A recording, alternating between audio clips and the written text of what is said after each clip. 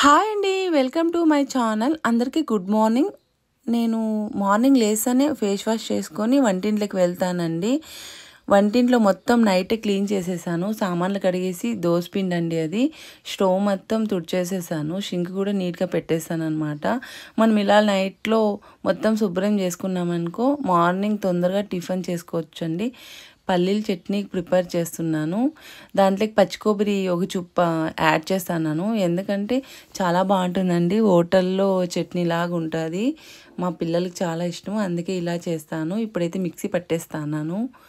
ఇది నేను కొంచెం లోడ్ ఎక్కువైంది, అందుకే చాలా సార్లు వేస్తాను. ఇంకా కొంచెం వాటర్ వేసి గ్రైండ్ చేసేసాను, చిన్నగా అయిపోయింది. తర్వాత వేసేసాను ఆ చట్నీకి. ఇప్పుడైతే పొంగల్ కూడా చేస్తాను. మా అబ్బాయికి పొంగల్ అంటే ఇష్టము, పెసరపల్లి పొంగల్. అందుకే వాడి కోసం పెసరపల్లి పొంగల్ కూడా చేసేసాను. ఇదైతే బొంబాయి చట్నీ అండి.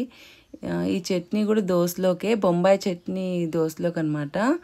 ఇది కూడా చేసేసాను. మా ఆయనకి ఎలాగో క్యారీ కూడా ఇవ్వాలి కాబట్టి నేను మొత్తం క్యారీ కట్టేశాను.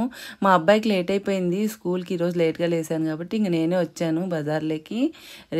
రెడీ కూడా కాలే, అలాగే వచ్చేసాను.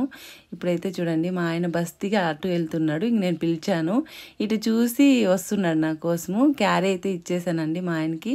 ఇప్పుడు ఇంటికి వచ్చేసి నేను పొంగల్ చట్నీ, బొంబాయి చట్నీ, దోశ వేసుకొని తింటానండి. మీరు టిఫిన్ ఏం చేశారు ఒకసారి కామెంట్ చేయండి.